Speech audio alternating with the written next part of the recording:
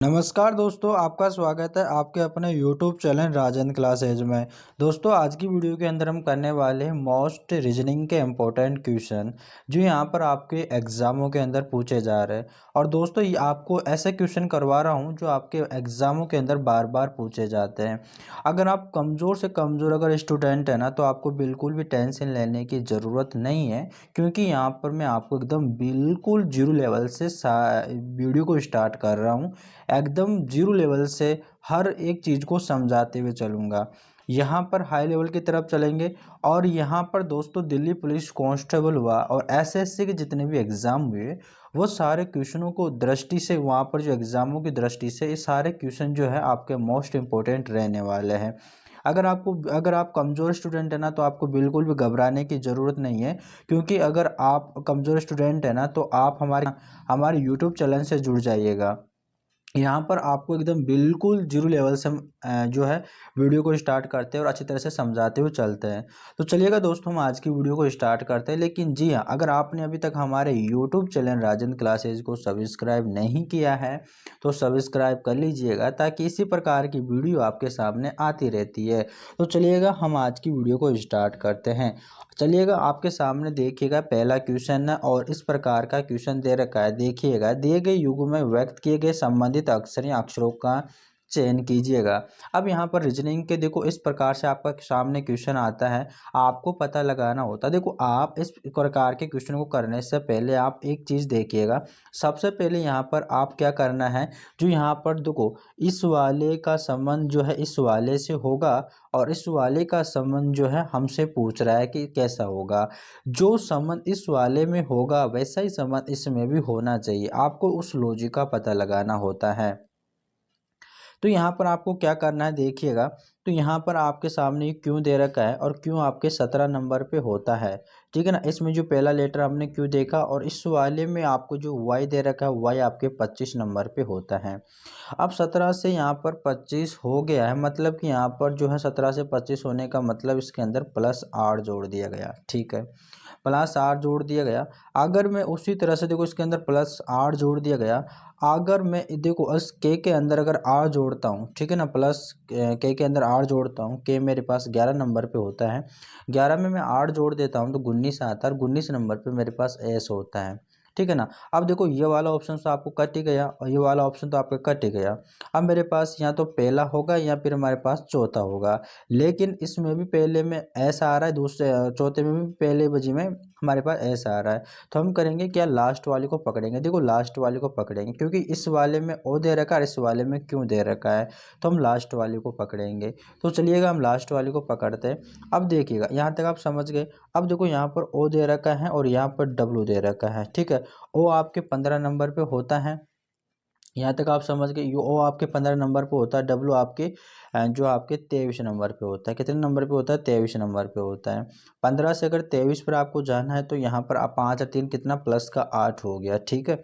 और यहाँ पर हमको जो है वाई दे, जो देखो यहाँ पर जो है आई दे रखा है, आई आपके 9 नंबर पे होता है।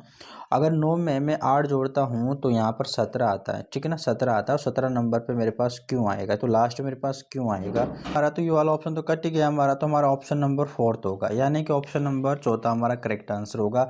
हमारा आंसर क्या होगा, एस यू ओ और क्यों हो जाएगा, इस तरह से हमारा आंसर होगा मेरे हिसाब से। दोस्तों देखिएगा, इसमें क्या हो रहा है कि जो आपको जो इस वाले के अंदर, यानी कि प्लस 8 जोड़ के ये वाला कर दिया, प्लस 8 जोड़ के ये वाला कर दिया, प्लस 8 जोड़ के ये वाला कर दिया, प्लस 8 जोड़ के ये वाला कर दिया। मतलब सबके अंदर यहाँ पर जो है प्लस 8 जोड़ रहा है और इस तरह से कर रहा है। तो आप भी इसमें क्या करना है, प्लस 8 जोड़ के जो हमारे पास आंसर आता है वो आंसर आता है हमारे पास एस यू ओ क्यू, ठीक है। इस चीज़ को आप याद रखना। चलिएगा, नेक्स्ट क्वेश्चन है। अब नेक्स्ट क्वेश्चन देखो, बिल्कुल सिंपल क्वेश्चन है, आपको यहाँ पर टेंशन लेने की ज़रूरत नहीं है। देखिएगा, यहाँ पर दे रखा है, निम्नलिखित प्रश्न में दिए गए विकल्पों में से संबंधित शब्द युग्म को चुनिए। जैसे कि यहाँ पर आपको सामने दे रखा है, जैसे गुरुवार, और गुरुवार से यहाँ पर दे रखा है शुक्रवार। मतलब कि यहाँ पर क्या है कि गुरुवार के बाद में शुक्रवार आता है, तो आपको ऐसा युग्म चुनना है कि जो एक के बाद एक आता है। अब यहाँ पर देखो, आपको गुरुवार आता है, देखो सोमवार, सोमवार के बाद में मंगलवार आता है, ठीक है। सोमवार के बाद में मंगलवार आता है। तो यहाँ पर सोमवार के बाद में मंगलवार आता है ना, तो आपका राइट आंसर यही हो जाएगा, ऑप्शन नंबर पहला आपका करेक्ट आंसर हो जाएगा। अब सेकंड वाले में देखते हैं, तो शुक्रवार के बाद में शनिवार आता है, इसमें रविवार दे रखा है तो ऐसे गलत हो जाएगा। शुक्रवार के बाद में शनिवार आता है, बुधवार दे रखा है, गलत हो जाएगा। रविवार के बाद में सोमवार आता है, इसमें मंगलवार दे रखा है तो गलत हो जाएगा। तो हमारे पास ऐसा ही संबंध आपको इन चारों ऑप्शनों में से देखना होता है। तो हमने देख लिया, हमारा ऑप्शन नंबर पहला करेक्ट आंसर हो जाएगा। तो चलिएगा नेक्स्ट क्वेश्चन, और नेक्स्ट क्वेश्चन आपको यहाँ पर जो है एक श्रृंखला दे रखी है, इसमें आपको पता लगाना है कि जैसे कि यहाँ से 3 से 7, 7 से 19, 19 से 55, 55 से यहाँ पर जो 163 हुआ है, तो इस तरह कैसा हुआ है, तो आपको उसका पता लगाना है। इसके अंदर कौन सा लॉजिक लगाया गया है। तो यहाँ पर आपको देखना है, देखो 3 से 7 हुआ है, 719 हुआ है, 1955 हुआ है, यानी कि संख्या बढ़ रही है। अगर इस तरह से संख्या बढ़ती हुई जा रही है, यानी कि उनके बीच में जो गैप होता है वो ज़्यादा हो रहा है, तो आप उसमें गुणा कीजिएगा। ठीक है ना, गुणा कीजिएगा। अब देखो यहाँ पर हम किस तरह से लॉजिक लगाएंगे। जो यहाँ पर इस वाले 3 है ना, इस वाले 3 को इसने क्या किया है, देखिएगा आराम से समझना है, बिल्कुल भी टेंशन लेने की ज़रूरत नहीं है दोस्तों। यानी कि रीजनिंग में आप जैसा आप सोच सकते हो वैसा आप सोच सकते हो, इसके अंदर कोई भी रूल नहीं लगता है। सिर्फ आपका आंसर आ जाना चाहिए। जो भी इन चारों ऑप्शनों में से जो भी आपका आंसर आता है वो आपका आंसर होगा, लेकिन आपका लॉजिक आपको सही तरीके से लगाना होता है। अब यहाँ पर देखिएगा, यहाँ पर 3 है, तो मैं 3 को क्या करूँ कि मेरे पास यहाँ पर 7 हो जाए। तो यहाँ पर देखो 3 को अगर मैं 3 दूनी 6, देखो यहाँ पर आपको सोचना है। जितना आप सोचोगे आप उतना ही क्वेश्चन कर पाओगे। जैसे कि यहाँ पर 3 गुणा 2, अगर 2 से अगर 3 का गुणा कर देता हूँ, 3 दूनी 6, 6 आ जाता है, और 6 में अगर मैं 1 जोड़ देता हूँ तो मेरे पास यहाँ पे आ जाता है 7। ठीक है, यहाँ तक मैंने सोचा। तो अगर इसमें मैंने किया है वैसे मैं 7 का करूँगा, तो 7 का गुणा अगर 2 से करता हूँ तो मेरे पास 14 आता है। 14 में अगर मैं 1 जोड़ूँ तो मेरे पास यहाँ पर 15 आता है, जबकि मुझे यहाँ पर 19 दे रखा है। तो मेरा यहाँ पर ये जो लॉजिक है वो बिल्कुल भी नहीं लगेगा। यहाँ पर आपको कुछ अलग और सोचना है। अब यहाँ पर आपको अलग लॉजिक लगाना होता है। अब यहाँ पर देखिएगा, इसके अंदर और लॉजिक क्या लग सकता है, देखिएगा। अगर मैं 3 का, देखो यहाँ पर देखना है, अगर मैं 3 का गुणा अगर 3 में कर देता हूँ तो 3 तिया 9 होता है, और 2 माइनस कर देता हूँ तो मेरे पास यहाँ पर 7 आ जाता है। ठीक है, अगर मैं 7 का गुणा अगर 3 में कर दूँ तो 7 या 21, और 21 में 2 माइनस कर देता हूँ तो मेरे पास यहाँ पे 19 आ जाता है। ठीक है, यहाँ तक आप समझ रहे होंगे दोस्तों, उम्मीद करते हैं। तो अब यहाँ पर मैं फिर से 19 का गुणा यहाँ पर 3 में करता हूँ, तो यहाँ पर मेरे पास दोस्तों 19, 30, 57 आता है, और 2 माइनस कर लेता हूँ तो मेरे पास यहाँ पे दोस्तों 55 आ जाता है। ठीक है, इस तरह से यहाँ पर चलेगा। अब वैसे अगर मैं 55 का गुणा अगर 3 से कर देता हूँ, 2 माइनस कर देता हूँ तो मेरे पास 163 आ जाएगा। अब जैसे अब 163 बचा, अब 163 का फिर से अगर मैं 3 से गुणा करता हूँ, 2 माइनस कर लेता हूँ, देखो अगर 163 का मैं 3 में गुणा करता हूँ तो मेरे पास आएगा 489 आएगा। 489 में से मैं 2 माइनस कर देता हूँ तो मेरे पास यहाँ पर जो आ जाता है वो 487 आ जाता है। कितना आ जाता है, 487 आ जाता है, जो कि ऑप्शन नंबर पहले में आपको दे रखा है करेक्ट आंसर।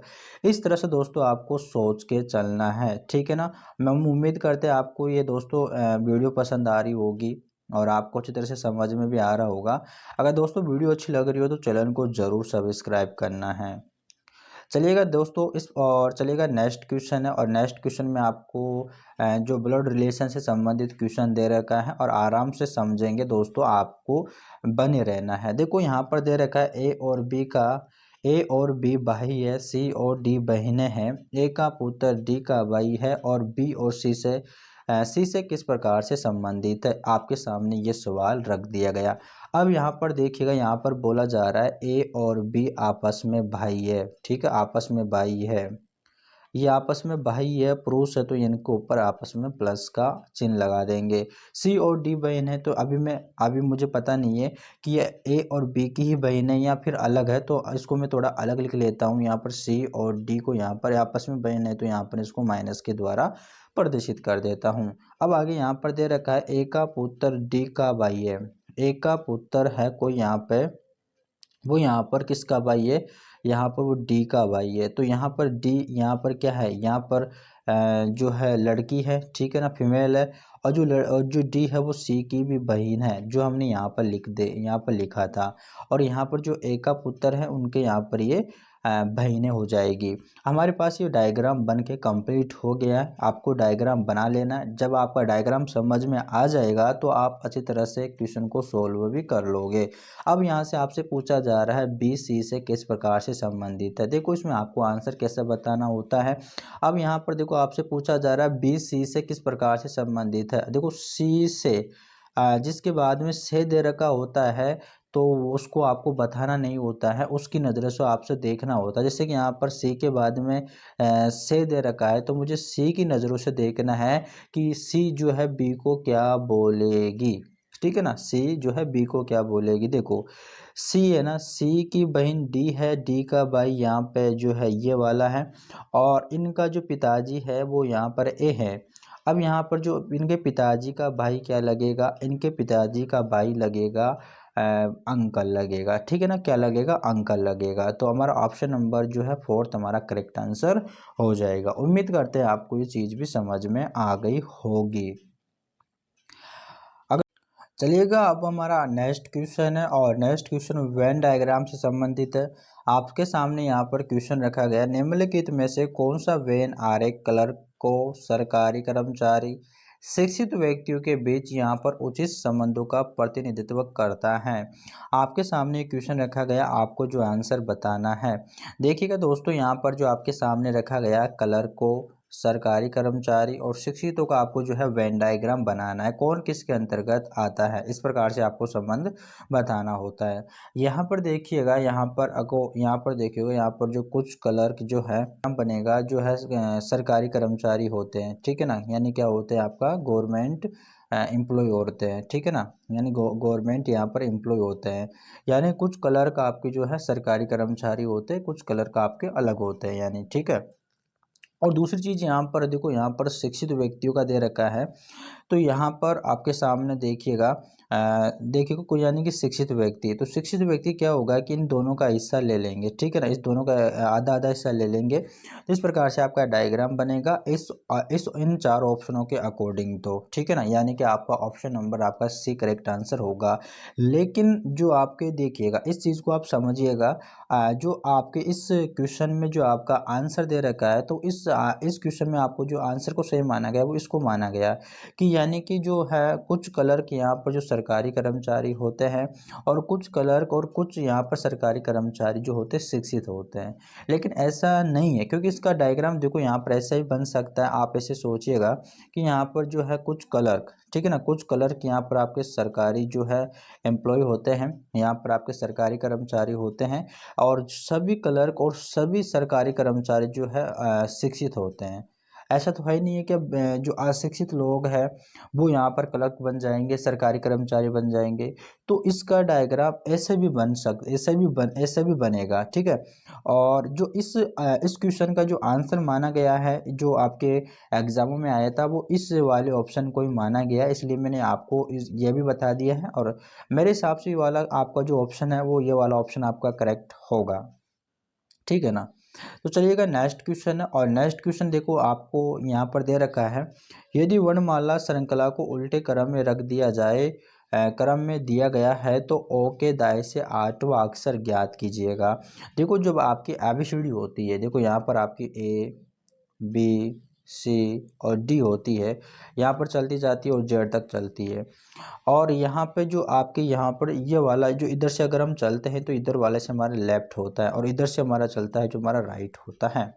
यहाँ आपसे पूछ रहा है कि यदि वर्णमाला अक्षर को उल्टे क्रम में कर दिया जाए, यानी कि हम जेड से स्टार्ट करें, जेड वाई अक्ष डब्लू, ठीक है, इस प्रकार से अगर अपन स्टार्ट करें, यहाँ से चलते चलते अगर हम ए तक जाए तो वो तो वही बात है, इधर का तो लेफ्ट रहेगा और इधर का राइट रहेगा, ठीक है। अब यहाँ से हमसे पूछ रहा है कि यहाँ पर तो ओ के दाएं से 8वां अक्षर ज्ञात कीजिए। देखो इधर से चलेंगे तो ओ तो आपके 15 नंबर पे आएगा, ठीक है ना, ओ तो आपके कितने नंबर पे आएगा, 15 नंबर पे ही आएगा। और 15 नंबर पे आएगा तो 15 में से अपन क्या करेंगे, 8वां अक्षर ज्ञात करना है, तो अपन 8वां जो है माइनस कर देंगे, 15 में से 8 माइनस करेंगे तो मेरे पास यहाँ पर 7 आएगा, और 7 नंबर पे मेरे पास जी आता है, तो जी हमारा करेक्ट आंसर होगा, ऑप्शन नंबर 2 हमारा करेक्ट आंसर हो जाएगा। चलिएगा नेक्स्ट क्वेश्चन है, और नेक्स्ट क्वेश्चन आपको इस तरह से दे रखा है कि एक निश्चित कोड भाषा में WARD को यहाँ पर जो है 44 लिखा गया, LOAD लोड को यहाँ पर 30 के रूप में कोडित किया गया। उसी कोड भाषा में आपको BRIT को किस प्रकार से आपको लिखना है, देखिएगा आपको आराम से समझना है। यहाँ पर दे रखा है आपको WARD, ठीक है ना, ये वाली चीज़ दे रखी है, इसको यहाँ पर किया है 44 कर दिया गया। अब इसने 44 किया है, वो कैसे किया है देखिएगा। सबसे पहले आप इनकी प्लेस वैल्यू लिख लीजिएगा। सबसे पहले इनकी प्लेस वैल्यू लिखेंगे अपन, तो यहाँ पर W आपके 23 नंबर पे होता है, ए आपके 1 नंबर पे होता है, आर आपके 18 नंबर पे होता है, डी आपके 4 नंबर पे होता है, ठीक है ना, इस चीज़ को आप समझिएगा। यहाँ पर आप इसको ना जो नीचे लिख लेता हूँ, 1 मिनट रुकिएगा। यहाँ पर डब्लू आपके 23 नंबर पे होता है, ए 1 नंबर पे होता है, आर आपके 18 नंबर पे होता है, डी आपके 4 नंबर पे होता है। आप इन सबको प्लस कर लीजिएगा एक बार, ठीक है ना। अगर इन सबको प्लस प्लस करते हो तो यहाँ पर समझने की कोशिश कीजिएगा। 18 4 22 होता है, 22 एक 23, और 23 और 23 यहाँ पर आपके 46 होता है। अब 46 में से अगर 2 माइनस कर देता हूँ तो मेरे पास यहाँ पर 44 आता है, जो कि 44 यहाँ पर भी दे रखा है, ठीक है, यहाँ तक आप समझ गए। तो आपको वैसा ही करना है, ठीक है। अब यहाँ पर आपको BRIT को भी करना है, जिससे कि यहाँ पर दे रखा है ना BRIT।